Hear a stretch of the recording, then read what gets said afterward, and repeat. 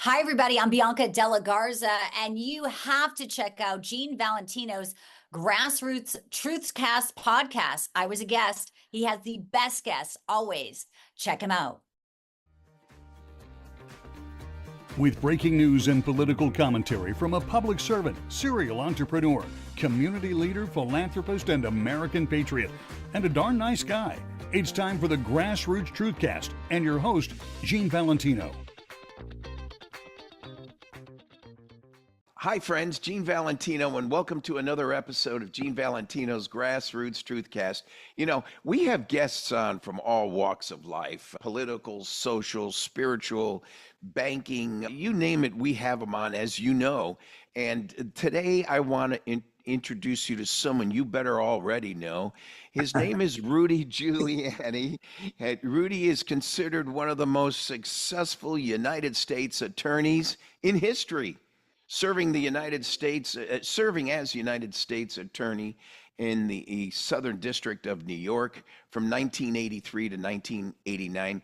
He gained international praise for his relentless pursuit of the organized crime issues in the early days and public corruption. No small coincidence, he's quite aware of some public corruption going on right now. He served also as honorably as mayor for the city of New York from 1993 to 2001. I remember those days vividly during 9/11.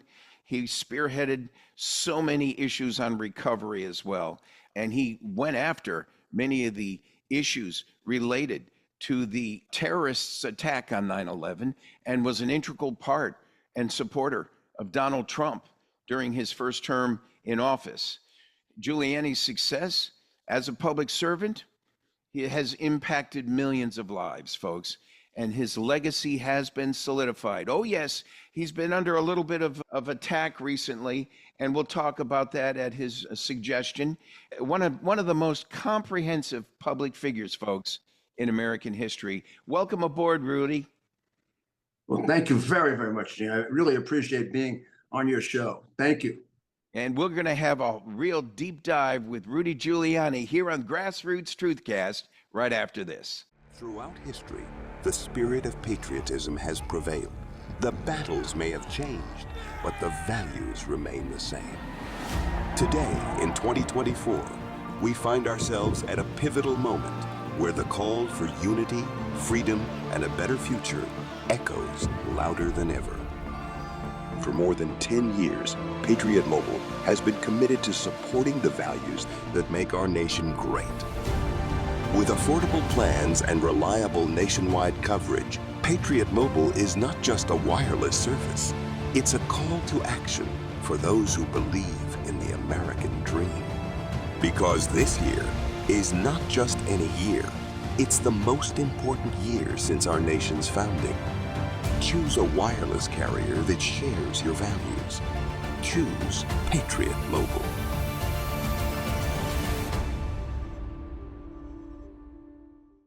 Hi, friends. Welcome back to our Grassroots Truthcast. I'm here with former mayor of the city of New York, Rudy Giuliani. Welcome aboard, Rudy. Thank you very much. I appreciate very much the opportunity to talk to you. This is terrific. There's so many things we have to talk about. I can't tell you, you know, there's an old saying, at least my Italian grandfather told me this. If you want to judge the character of a person, don't tell me how he's doing when it's sunny and bright and cozy outside. Tell me how he's doing when the you-know-what just hit the fan. Tell me how he's doing. Well, it has. Tell me how he's doing then. I want to start probably with some neutral ground with you and an exciting new book you've got coming out called The Biden Crime Family, The Blueprint for Their Prosecution. Rudy, take a deep dive and jump right in on the book first. When does it come out and where do we buy it? The book comes out next week. You can get it on Amazon right now as a pre-order. People are buying it already, and it's doing very well. Well, let me simply tell you what the book is. I mean, the book is a book and an outline of how you would prosecute successfully Biden for any number of racketeering charges, and how his family, the overall 360 view is his family, the Biden family, is in that sense, although public corruption and bribery is the key crime, no different than a mafia family, whereas their crimes might be drugs and murder, and his crimes were bribery, tax evasion, money laundering. So the racketeering statute, which I am an expert on, I'm the first one to really have used it effectively after it was passed against the mafia, against many other organized crime groups, against Milken and Boesky and the Wall Street people that are depicted in the movie Wall Street. I've used it against corrupt political figures, several United States congressmen, most of the administration of Mayor Koch, which is how I became probably mayor, because I cleaned up municipal corruption. And I used it, for example, to seize the Teamsters Union. And Teamsters Union now is in the news because it's not endorsing Biden. I'm the reason that they switched from the Republican Party. They used to be a Republican union. They supported Nixon and my hero, Ronald Reagan, until I prosecuted them under the RICO statute in 1988. And as a result of that, they switched parties and they asked for my being fired by Ronald Reagan. And 138, back in 98, 138 members of Congress wrote President Reagan a letter saying I should be fired because I was going after the Teamsters Union. You can imagine why they did that. And the person to defend me was Vice President George Bush, who said that Rudy Giuliani is a very, very ethical prosecutor. He's exceptionally talented, and he's just completing the work of Robert Kennedy. So I don't know why all these Democrats are so upset. Well, that would be the early time when you first met Donald Trump as well, just after. Yeah, I met Donald Trump a couple of years earlier than that. I met Donald Trump around 1985, during the time that he was engaged in, he was just beginning to become, I would call him a super builder in New York. He's one of the 4 or 5 people that created the New York skyline and some of the most beautiful parts of it.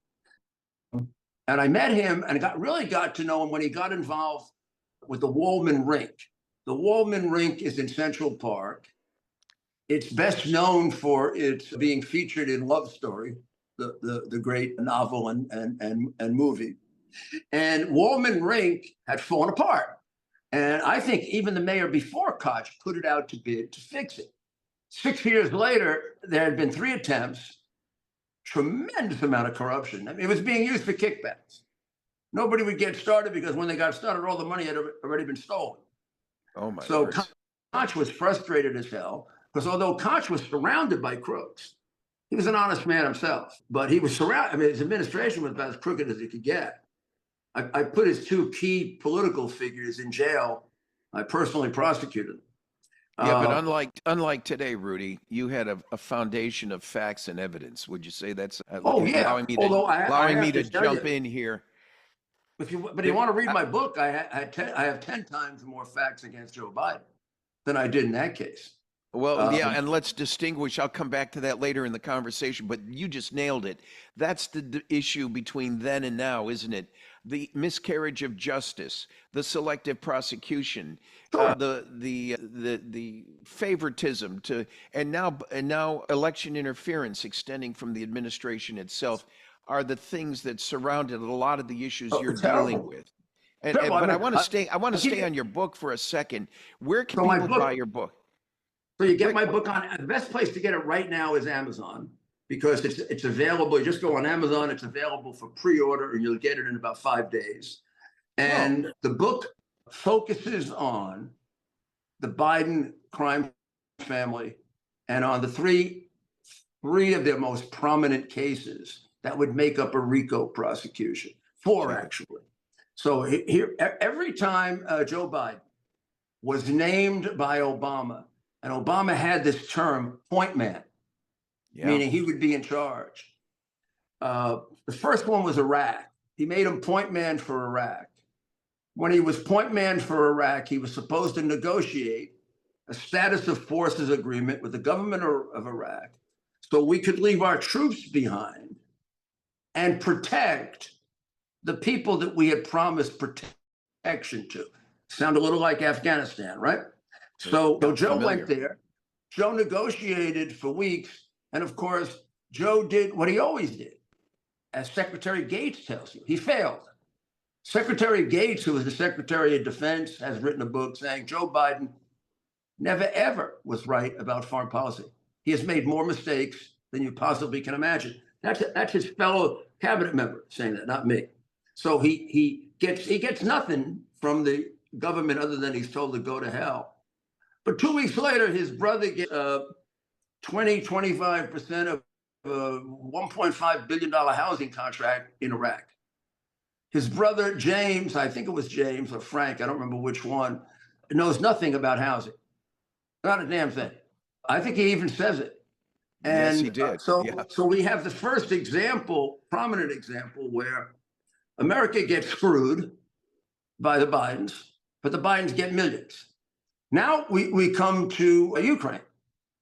Ukraine has a revolution. They throw out the Russian-oriented government of Ukraine. They take over. There's no more than $800,000 in the bank. The oligarchs, crooked oligarchs, had run off with $40–50 billion. And the new government's trying to get the money back. Obama, for reasons that are impossible to figure out, appoints the most incompetent person in his administration, and maybe the most crooked, Joe Biden, to be the point man for a crooked country, Ukraine. And he's supposed to help defeat the Russians, regularize their economy, and help to end their corruption. Well, he does none of that. Russia takes over whatever. Russia doesn't get, Ukraine doesn't get weapons to fight Russia until Trump comes in. He wouldn't get, Obama supported them, but he gave him no weapons. The president of Ukraine told me when he was asking Trump for help, they supported me, but they gave me pea shooters against their weapons. So I don't know how I was supposed to defend this country. So he fails to get them weapons. He does nothing about the Russian infiltration, except it gets worse. Yeah, but he does nothing about corruption, but joining it. So he ends up making a deal with one of the most crooked oligarchs in Russia, who's exiled at this point, who is a Russian-oriented Ukrainian. In other words, working for the enemy, working for Putin. The guy's company had been seized because he had stolen the company. It was a $40 billion oil and gas company. And the guy was very afraid that the Ukrainian government would take it away from him. So he needed protection. And when Obama made him the point man, made Biden the point man, he said, there's my perfect guy. He's more important than the president of Ukraine. And these were the executives at Burisma. Right. And they knew what the Democrat Party and the American press had tried everything to keep from the American people, that Joe Biden was an out-and-out crook, had been from the day he went into the Senate. And they knew that his son was traveling all over Europe and looking for money. So they got in contact with his son and his son's partner, Devin Archer, who's now a convicted felon. And they said, let's make a deal. And they did.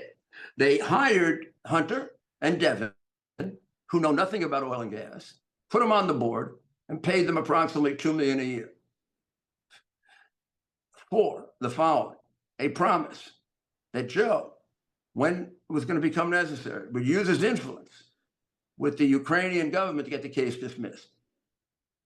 That came about a year later, when the Ukrainian government issued a warrant to seize the company. Within days, you have a string of 4 conversations between Biden and the president of Ukraine, Poroshenko, that must all told come out to about 10 hours. They have never released those conversations. But where did those conversations sit? Well, from America to Ukraine. And basically what Biden tells him is, you better drop the case or you're not going to get any of the money that we have for you. Now, he summarizes that, and virtually, because he is so stupid, confesses to it in front of the Council on Foreign Relations. And if you listen to the confession on video, it's a straight out admission of the crime of bribery. Bribery is offering something of value in exchange for official action. he offered him $1 billion in loan guarantees in exchange for his dismissing the prosecutor. The guy dismissed the prosecutor. The case went to a new prosecutor. There is a video recording of Joe approving the new prosecutor. So the vice president of the United States approves the prosecutor of his son's case in Ukraine, and that case is then dismissed. There's also a money laundering transaction in which $3.4 million additional dollars come to Hunter's company by way of Ukraine to Latvia,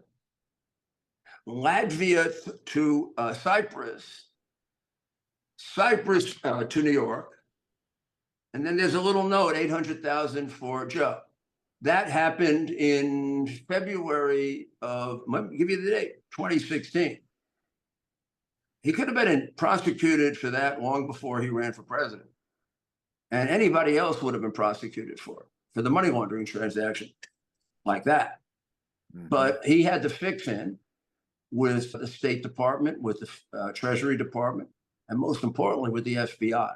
And his boss was clearly covering from, because Joe wasn't that stupid as to, Barack wasn't that stupid Barack had to be covering from. There was an article in December of 2015, I believe, in which the New York Times discovered all this and wrote about how weird it was that the vice president's son was working for the most crooked man in Ukraine, and Biden was supposed to straighten out corruption there. Now, you would think that if Obama was even close to an honest man, he would have gotten on top of it, right? Yeah. But instead, he ignores it, and altogether over that period of time, somewhere about $8 million comes into the Biden crime family. Now, in case you want to know what happens to the money, later on, when I get the hard drive, I discover an email in which Hunter makes it easy to prosecute the RICO case because he explains the distribution of the money. He tells his daughter, this is Christmas Day 2018, he says, this is the daughter that he allegedly took showers with. Because there's a whole other side of child pornography and to this case, by the way. So he tells his daughter, Hunter does, if you take over for me basically as the bag man, I hope they respect you more than they respect me, because I've been paying all the expenses of this family for 30 years, and still Pop requires me to give half of my income to him.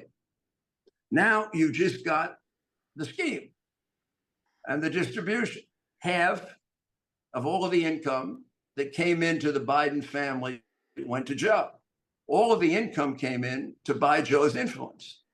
So if James gets, a $2 million deal, Joe gets $1 million. If Hunter gets an $8 million deal, Joe gets $4 million. And they launder it to him. They get it to him by buying houses for him. They get it to him by taking care of all the work on the houses. Hunter paid the complete tuition for his half-sister's college, not Joe and the stepmom. And then you have, in the hard drive, you have little memos going back and forth from Feuerstein, Eric Feuerstein, I believe his name was. He was the intermediary who made sure the payments were made. So you'll see a little thing from Feuerstein saying, Hunter, you got to pay, and they were pretty cheap too. You got to pay the $2,500 for the new storm windows. Yeah. Or Hunter, you got to take care of the paint, the $10,000 paint job. That's the two parts to the deal. Remember, Hunter for 30 years paid all the expenses of the family. Big one, the tuition for the kid, and half of his income goes to Pop. Well, that explains what people have been stupidly speculating about from the time I brought this out. Why would anybody pay Hunter Biden $2 million? Shevsky, when he made this deal with them, it was just a few weeks after Hunter had been thrown out of the army for being a cocaine addict. During the course of the years covered by the hard drive, he seemed to be in rehabilitation more than he wasn't. Yeah. Except it wasn't rehabilitation. The hard drive demonstrates that while he was in rehabilitation, he had a constant source of prostitutes and a constant source of drugs. Yeah, that's rehabilitation, all right. And he's right. It's right there. It's right there. Him ordering them. Rudy, let me jump in. At one point, he put the expenses for the prostitute on his father's credit card, so it would look like the vice president was ordering prostitutes. Secret Service came there and fixed it, just like they attempted to fix his purchase of a firearm when it's a felony for a drug addict to purchase or have a firearm. Secret Service tried to come and get the records, and the very brave gun merchant said, "I'm not giving them to you." It was in Delaware. People in Delaware know that the family has, been crooked for 35 years.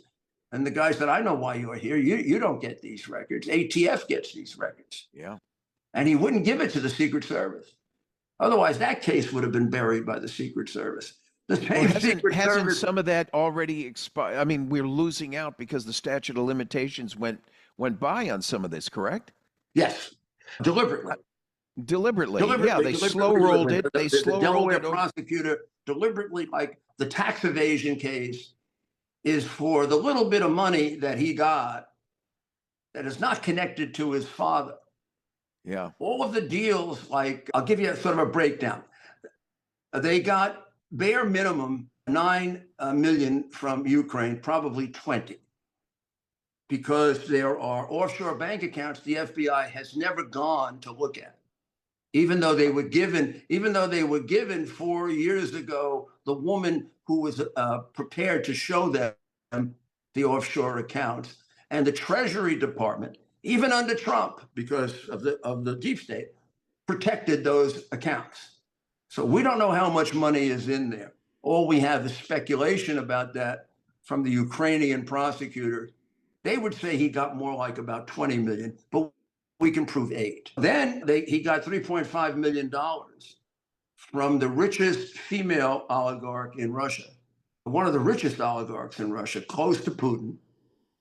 So all this thing about how he's so pro-Putin, remember, first thing he did when he came into office was allow them a pipeline that Trump was denying them. I don't know, you think the $3.5 million had something to do with that? Then, without any doubt, you can prove it 50 ways to Sunday, he and his family got 21 million from China, Red China. Not only from Red China, but from what Hunter describes as the spy chief of China. And so, Rudy, where is all this other money sitting right now from your point of view, if you don't already know? Probably in offshore accounts that nobody's ever bothered to look at. I mean, let me jump in here and show you something. Oh yeah, sure. Look at that. Look at those bums. Yeah. Yeah, this is from the New York Post, March 2020. The Spies Who Lie. I bring it to your attention with the real two crooks at the top, in the middle there, James Clapper and John Brennan. But there's some of the 51 people, the Spies Who Lie.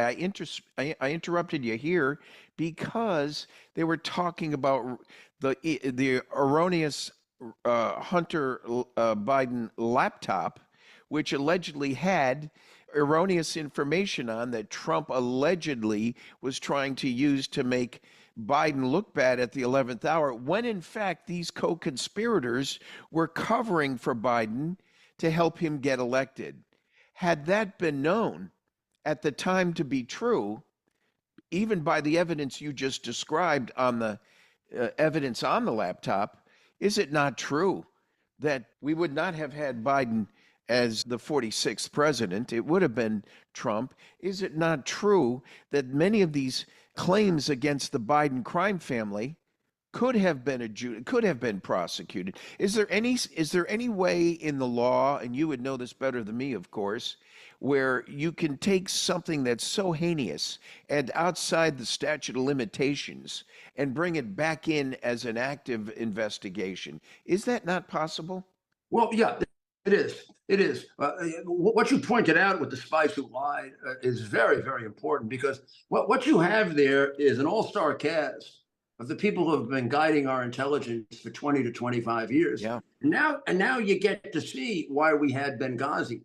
Now you get to see why we were completely wrong about weapons of mass destruction and eliminated Saddam Hussein's government that was, in fact, a bulwark against Iran, and left Iran able to take over half of the Middle East. These people are extraordinarily dishonest. They signed a letter that the hard drive had indications of Russian involvement when they hadn't even seen the hard drive. There wasn't a single thing about the hard drive. That's my point. Russia. They but just the signed conspiracy anything. is, yeah, but it begs the point that the wrongdoing of the Biden crime family extends much further than the Biden crime family. Here we have a conspiracy within the government to mask the perpetration of frauds that you went nuts trying to bring forward. Right. And these are the people that Harris will bring into government. Remember, Harris was introduced by Leon Panetta, who's one of the primary, you can see his picture right there, one of the primary liars. Yeah. I mean, Leon is up for, Secretary of State, this, that, the other thing. The guy is a major liar. And not only that, to me, the people who did that are traitors to the United States. I mean, to do that is, it's not treason in the legal sense, but to do that in the middle of I don't think it's ever been done in the middle of a presidential campaign. Afterwards, the poll was taken and 20% of the people said if they had known about that, voted for Biden, said they'd have voted against him. So even before you get to stealing votes, they stole the election that way. Yeah. And that's why I worry. That's why I worry about his safety, because as Commissioner Carrick, my last police commissioner, and I concluded about a year and a half ago and went to him, they've tried everything to eliminate him except murder.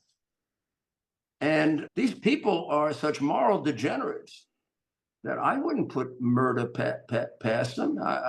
My goodness, when you try to frame a sitting president with evidence that you not only know is false, but you paid $1 million to make it false, I don't know what else you would do.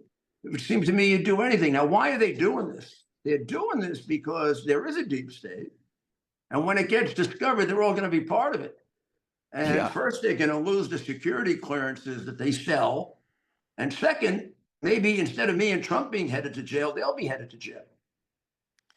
Let me ask you a question. There's so many great people, General Flynn, even earlier back, Roger Stone, Paul Manafort, Steve Bannon right now, for crying out loud.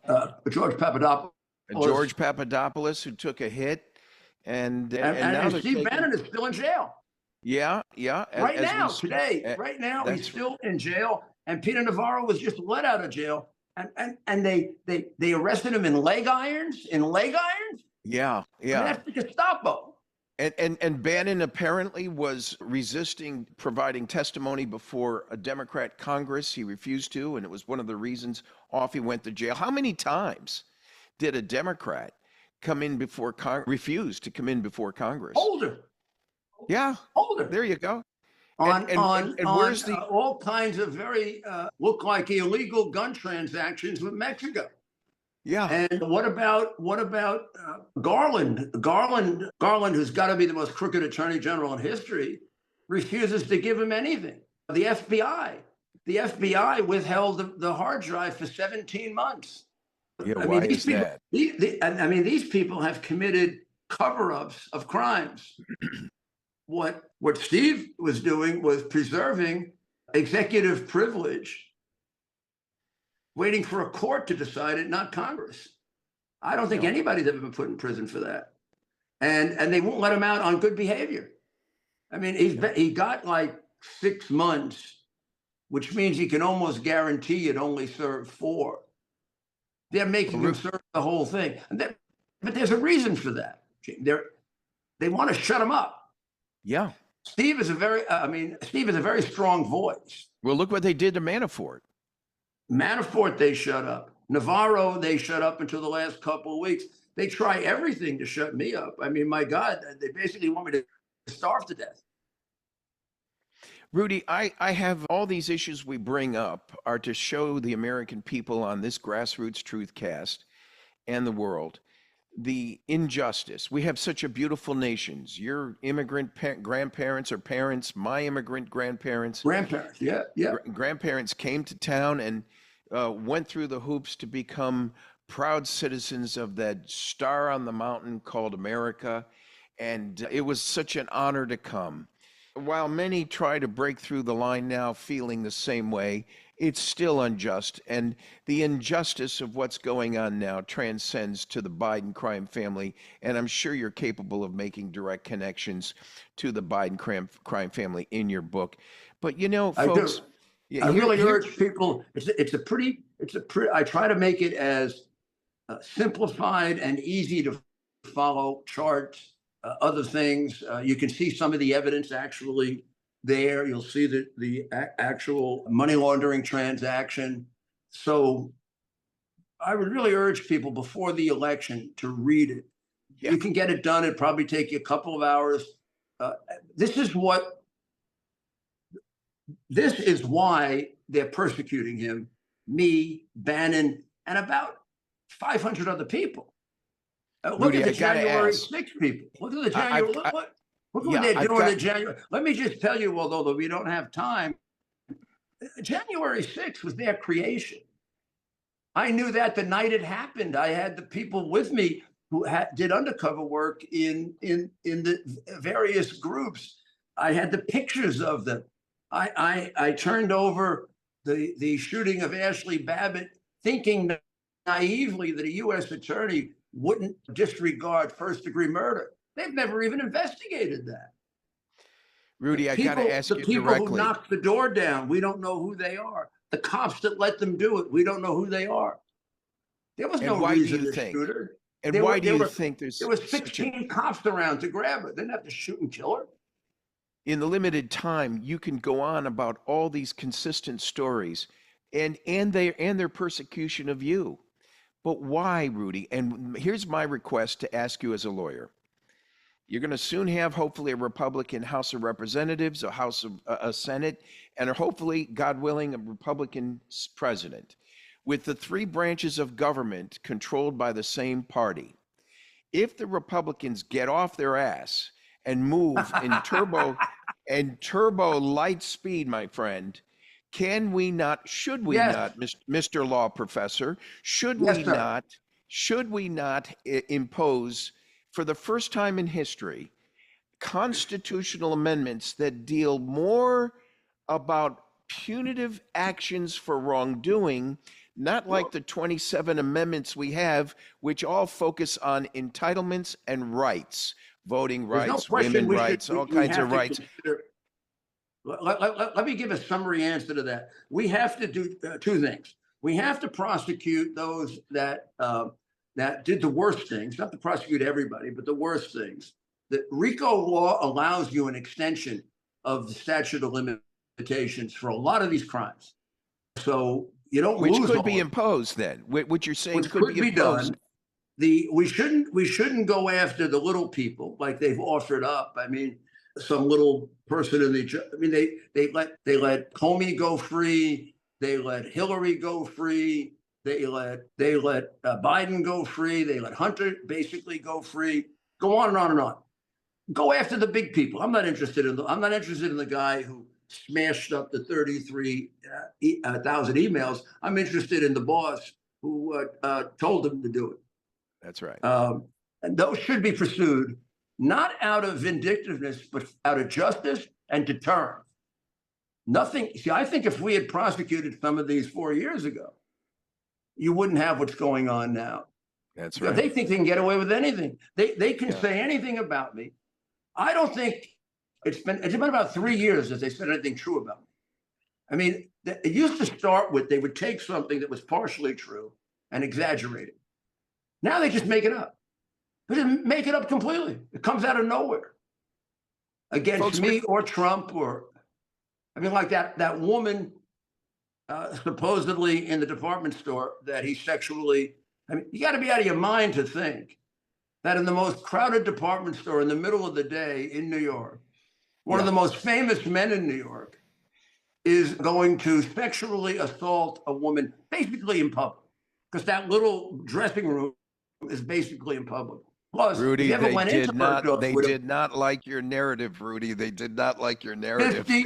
50 people follow him around. He wouldn't have gotten time to be alone with her. Yeah. I can't go into Bergdorf without 50 people following me. So we've got a lot to clean up, Gene. The most important thing is to say to your audience, write down the name of 10 or 20 people that are your friends and that you know are going to vote to save this country, and make sure they vote. Oh, make sure they vote. No, we don't have, you want to keep this country like our founding fathers gave it to us.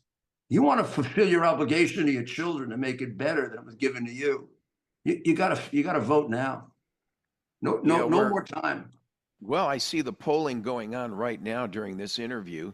October 25th, 2024 shows the early voting's up 25-50%. Yeah, so let's remember what we're dealing with. So we need every vote we can get. We need a big margin. The bigger the margin, the harder it is to cheat.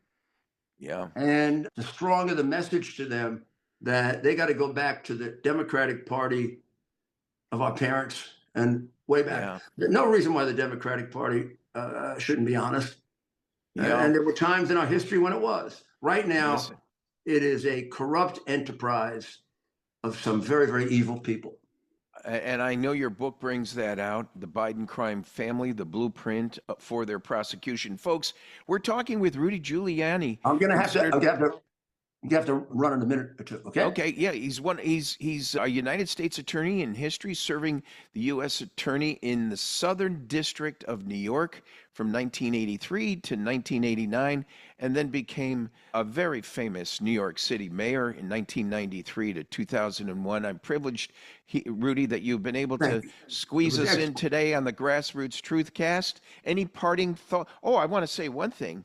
If you focus on crime in New York City, the greatest crime reduction in New York City, ask any cop who worked in NYPD in the 90s, and they'll tell you that it was Rudy Giuliani impossibly changing the city for the better. He's the master at turnaround, folks, and he's done so much not only for New York, but for the nation. Rudy, I hope we find you on somewhere on stage with Donald Trump in the next term of office. Well, you will on Sunday in New York. That's for sure. I look forward to seeing you there. Right. Thank you, God Mr. bless Giuliani. you. And thank you, ladies and gentlemen, for another episode of Gene Valentino's Grassroots Truthcast. See you soon.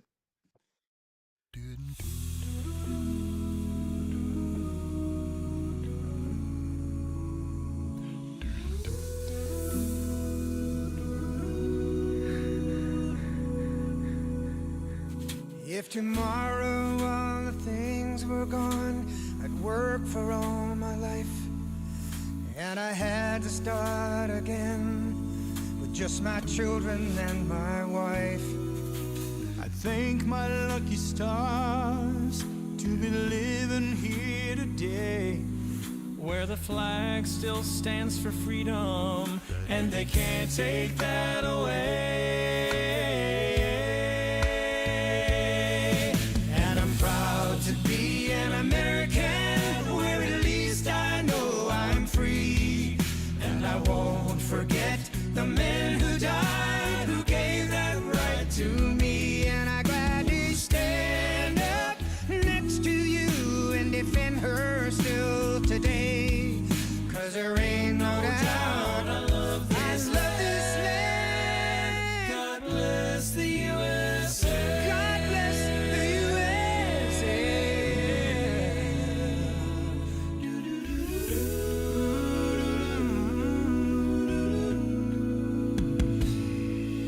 From the lakes of Minnesota to the hills of Tennessee, across the plains of Texas, oh, from sea to shining sea, from Detroit down to Houston, and New York to LA, where there's pride in every American heart, and it's time we stand and say,